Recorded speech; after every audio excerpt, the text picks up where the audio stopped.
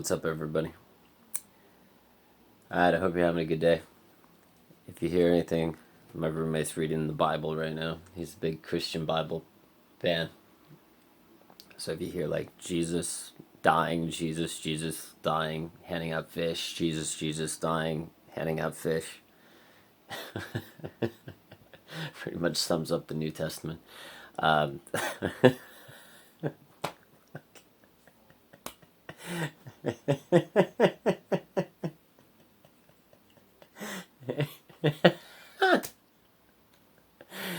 I'm just joking. Nah, I'm cool with Jesus Christ, man. I am. It's funny. That was just a good joke, though. There's a lot more to the New Testament. That was just a brief summary.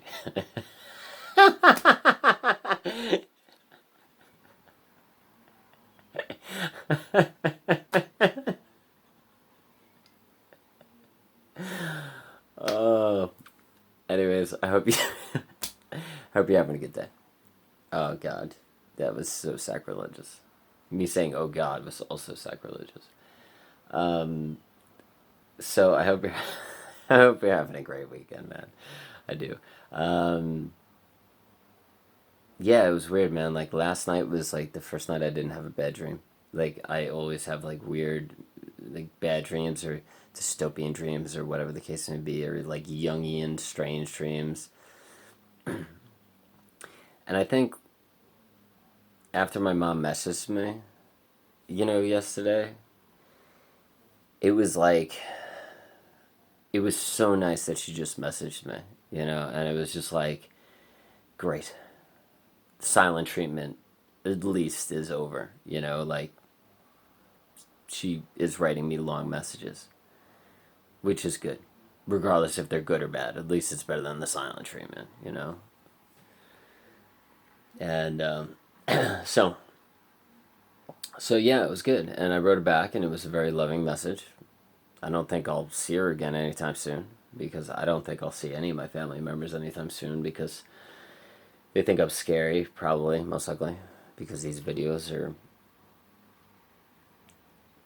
sometimes they're homicidal, sometimes they're not, sometimes they're, me thinking about wanting to be God, delusions of grandeur, that kind of thing. Sometimes they're normal.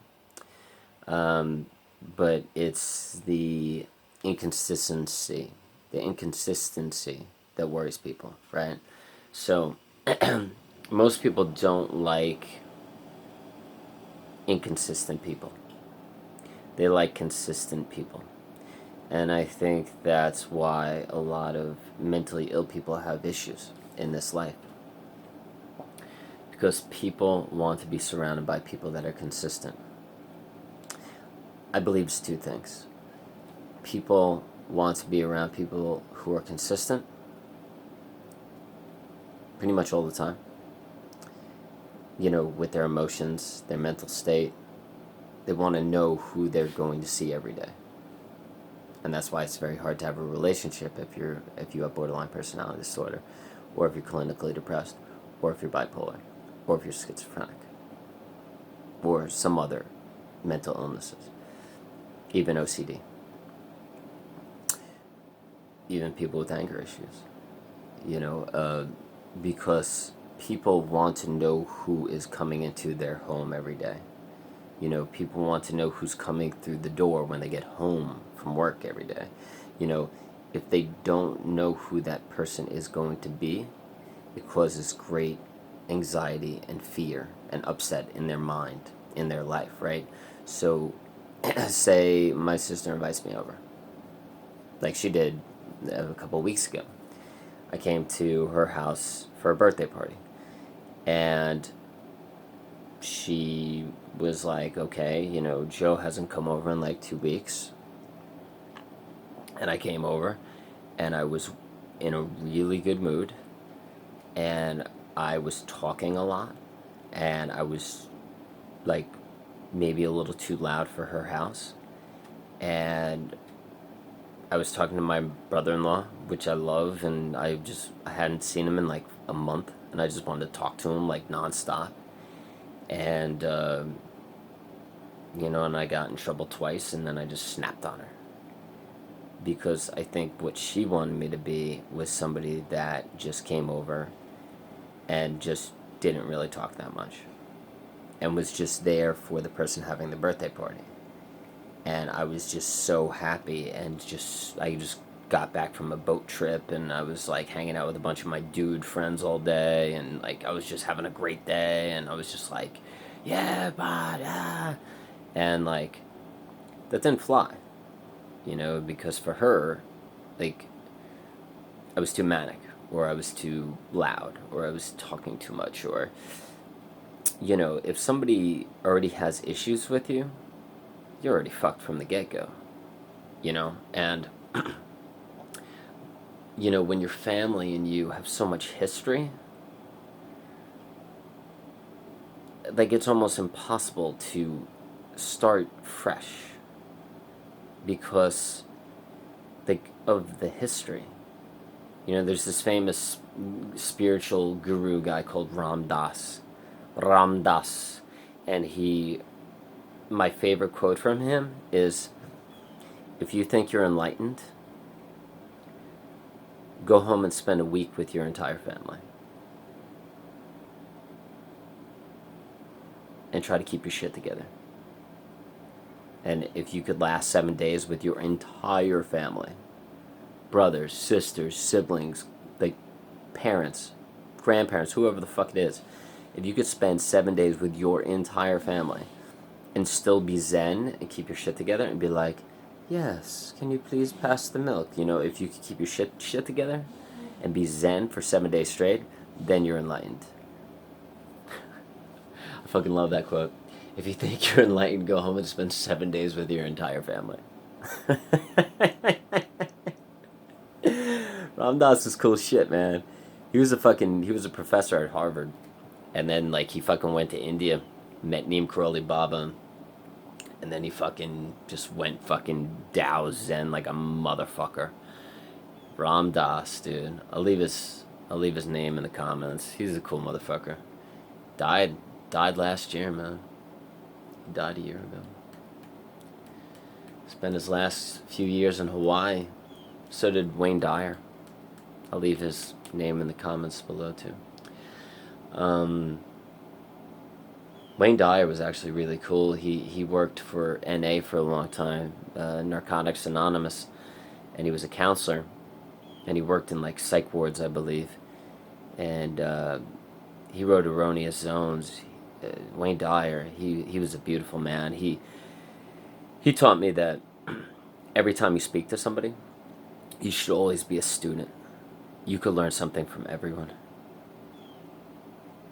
You could learn something from homeless people, alcoholics, drug addicts, poor people, rich people, anyone on this planet you could learn something from. So always go into every conversation as a student. Every time you enter a conversation, every time you say hi to somebody, always approach it like you are a student to that person. And it's about them, it's not about you. That's Simon Sinek as well.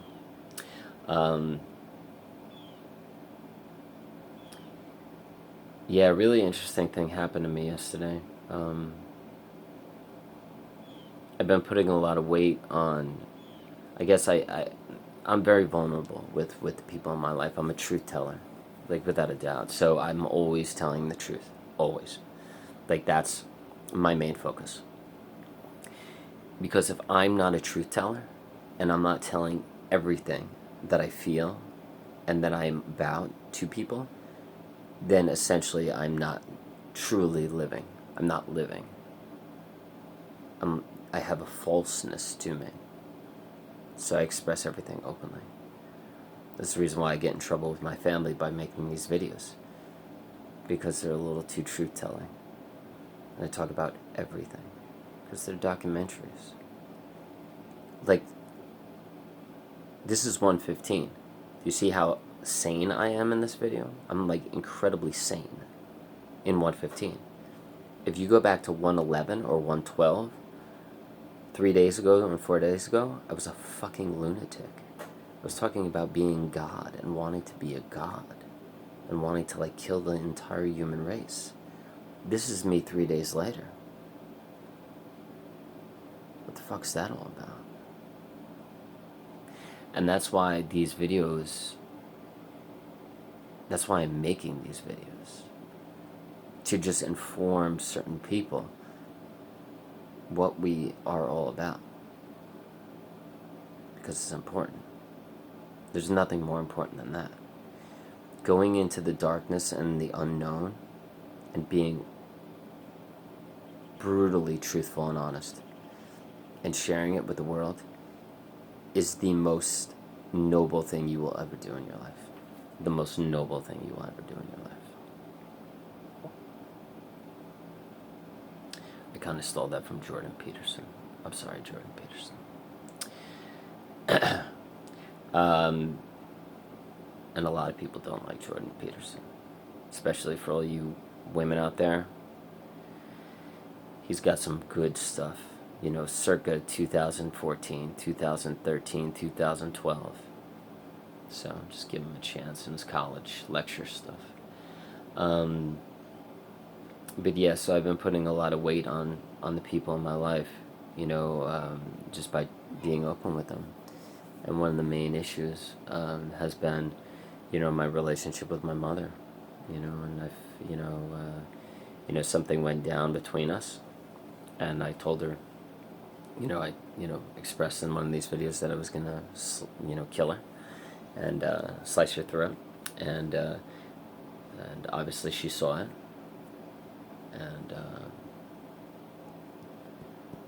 and that just ended the relationship with us for a very, very, very long time, I guess. So she wasn't speaking to me, and definitely was affecting me big time. So I was talking to my buddy Dr. S about it, and about 4 or 5 days ago. And 2 days ago, he reached out to me, called me on the phone.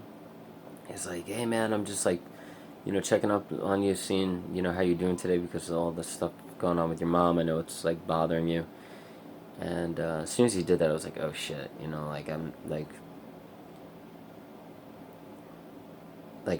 it's nice that he's like expressing and reaching out to me like that, but I never want to be a weight on anyone. So yesterday I was going to hang out with him, and I was approaching the area he was in. I was walking, and I had like this overall terrible feeling like he didn't want me there. Like my weight was too heavy. And I was just gonna bring him down. Or like I wasn't gonna have a good impact on his day just by being there. And he didn't really want me there, even though he invited me. And I was like, fuck. And then I put on like a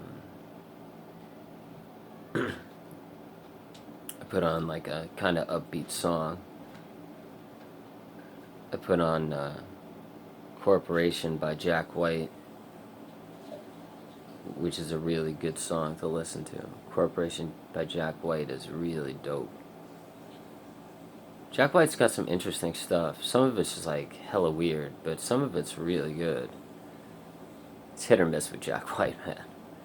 Because he does what he wants, man. He's a true artist. Like, he just lays down tracks and he doesn't care what people think. That's a true artist.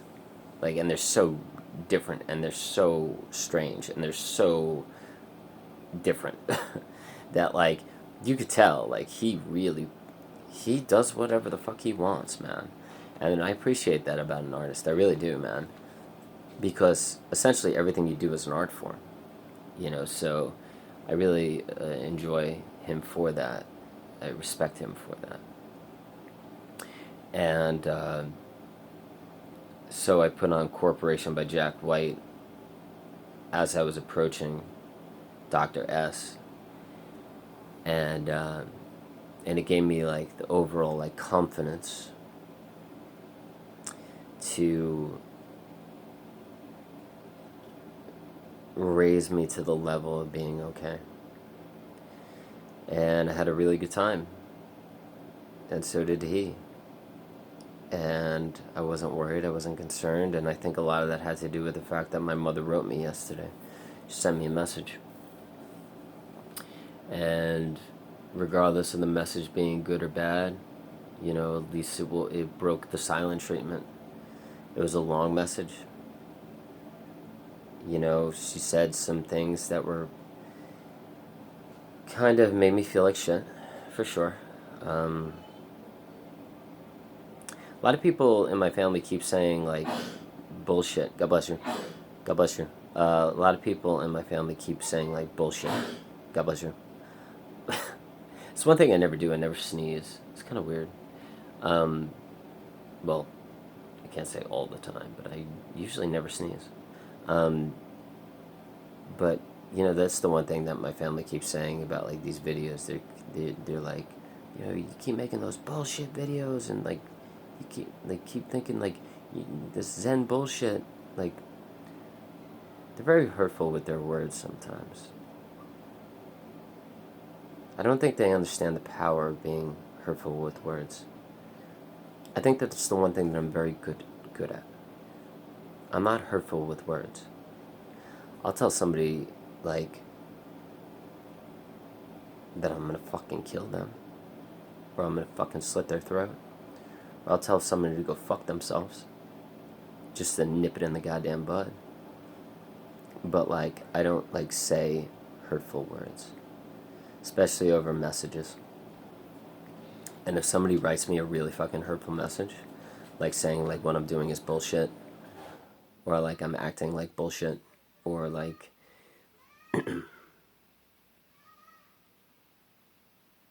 or gaslighting. There's a lot of gaslighting in that message yesterday, big time. But regardless of, like, what she said, like, I'm just glad that she wrote me. And I don't have any expectations from her. And probably not going to see her for a very long time. So that's cool. Whatever. If, like, my family doesn't feel safe around me, they don't feel safe around me. Nothing I can do about that, man. And I'm not going to be able to remove how I am, just to please other people. Like, I'm going through some really fucking rough shit. Before the coronavirus, I was fine. I was hunky-dory and shit. I had a lot of people in my life. I had a lot of things that I was doing. I had a meaningful life, and ever since this virus started, I've been extremely suicidal. I've been extremely homicidal. 2 days ago, I was walking on the road. I was walking, like, next to this really, like, main road. It was, like, US 1. It runs down the east coast of America. And I was walking down this road, and I passed by the shopping center, and then I passed by a Home Depot, and, like, I was walking side by side with this road, and I was on the sidewalk, and, like I was, like, so suicidally depressed. I just started thinking about, like, just going out into the road and just getting, like, smacked by a car, just getting, like, killed by a car. And then I thought about, like, one of my buddies, Dr. F, which walks with a cane, because he got hit by a car, and his knee and his entire leg was shattered by the car, and he can't, like, he's gonna be limping for the rest of his life. And, like, I thought about how I love dancing, and, like, how I love walking so much.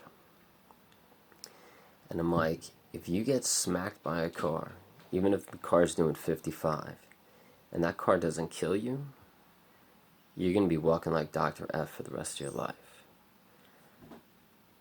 And even though the thought of, like, suicide was, like, so, like, it was so nice in that moment, and all I wanted to do was just, like, walk out on the road and, like, get hit by a car and just die. I was like, yeah, but what if the car doesn't kill me? What if the car doesn't kill me? What if I'm, like, walking around with a crutch for the rest of my life? and I'm in constant pain, and I can't walk properly because the car doesn't do the job. It doesn't kill me. Well, then I'm fucked for the rest of my life. I won't be able to dance anymore. I won't be able to walk, 5, 6 miles a day anymore. I won't be around nature as much. So if I'm going to die, I need to know for sure, for certain that I'm going to die. It can't be a maybe, especially if it's, walking out in front of a car on a major road. Yeah, but that was my state 2 days ago, I just wanted to die. And then I just sat in a parking lot and I listened to a Grace VanderWaal song. And I cried. It's pretty interesting now that I have a roommate, because you constantly hear shit in the background. Like, you actually hear like somebody living, going to the bathroom and, walking around reading the Bible, that kind of thing. It's pretty interesting. It adds like background effects in the videos. I don't know, fuck it, who cares? It's more realistic, I guess you could say. I was once watching this one woman talking about the law of attraction, and her daughter was like making noise in the other room, and she was like yelling at her daughter to like stop making noise, and then she like returned to the camera, and then her daughter like a minute later started making more noise, and she's like, hold on, and she like pressed pause, and then she like went and yelled at her kid, and she like pressed on pause, and she's like, I'm back, I just had to like put my daughter in her place or something like that. It's like, just let your daughter do her own thing, man. It's like, it's not her fault you're trying to make money by talking about the law of attraction, getting subscribers and shit. It's like, why are you going to do that to your daughter just because of your desires? Just because you don't want to leave the house or something. I don't understand it. If somebody's making noise in the background when you're filming a YouTube video, just allow them to make noise. Or doing it at a time where like nobody's up. I just like looking out at the sun and the lawn in the morning. I'm not going to stop people from making noise.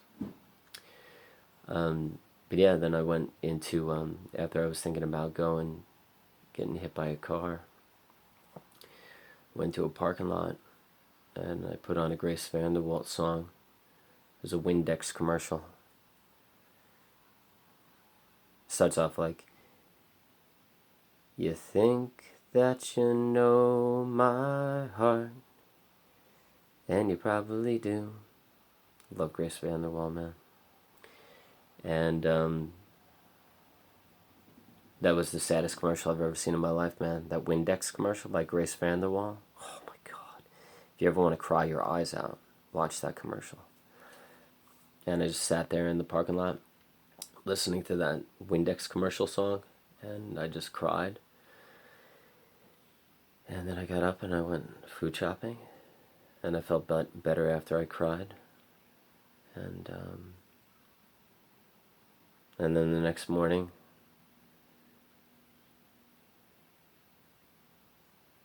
that night, my sister wrote me, and she sent me a nice, loving message. The next morning, my mom wrote me, and wrote me a whatever message. God bless you. But that's the thing, like, when you have these disorders, when you're borderline or bipolar, clinically depressed, or when you come from a family unit that is very shaky. And a lot of the times the reason why our family life is very shaky is because of conditions from a long, long time ago, or from not having all the family members healing properly, or the fact that you're bipolar or borderline, and you've caused so much suffering to your family again and again and again, and it never stops, that they eventually start to not like you, or they don't want you around anymore. I've come to terms with my family not wanting me around, and I don't have any expectations from them. It's that simple. I think I realized yesterday that I have to do it on my own now.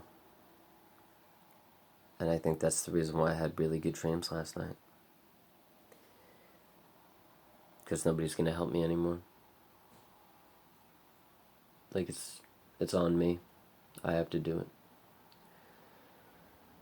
And that could be a very freeing feeling, knowing that you don't have anybody.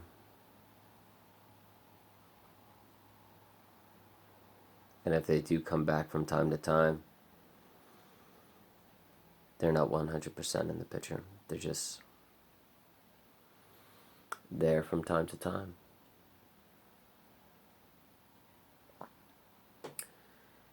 But yeah, going in and out of suicidal bouts is very normal. Going in and out of homicidal bouts is very normal if you do reach levels of being homicidal. But, finding the peace in this world and looking at nature and entering the present moment just by looking at leaves and trees.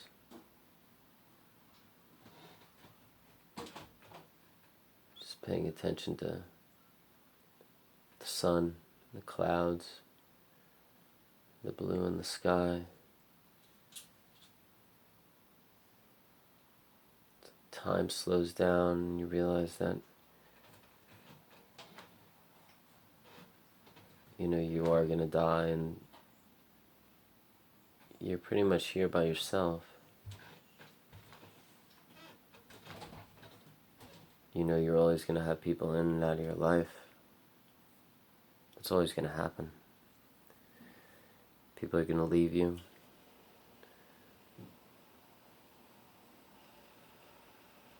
You're going to leave people.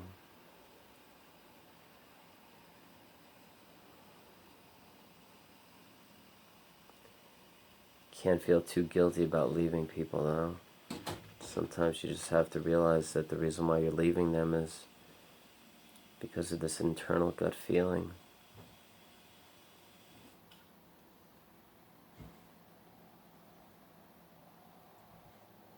But I think knowing you're going to die is very powerful.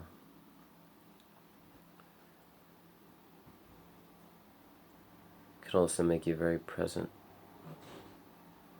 Or you could just stare at a leaf for a very long time. And you really know that everything's going to be okay. Because essentially it's just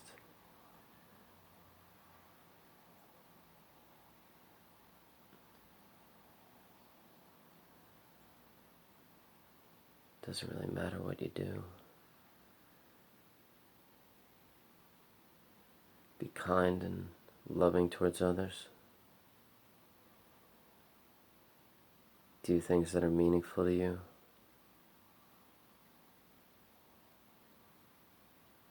Do things that you love.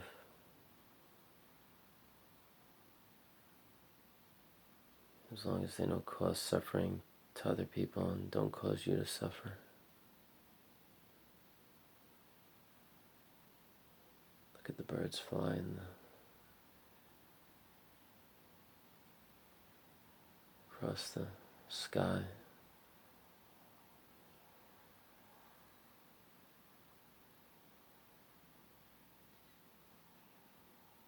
Everything just is.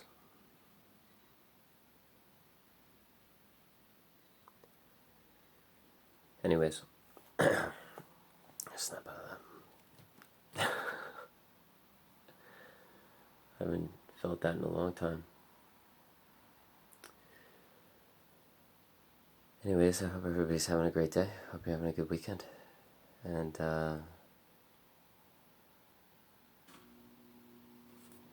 cue air conditioning. I'm so glad the air conditioning waited for me to finish that moment. Thank you, air conditioning. You rock, dude. Um, yeah. Yeah, guys, have a great day. And if anybody's watching. But I think, like my sister once said to me, when you make YouTube videos, you can't really give a shit about, like, pleasing other people. You just gotta do whatever you want. Just go with it. Alright. Have fun today, guys. And, yeah. Do something you love. Be kind and loving to people. And if people are abusive or controlling or neglectful, get away from them. Alright. Take care. Set up boundaries. Take care. Love you.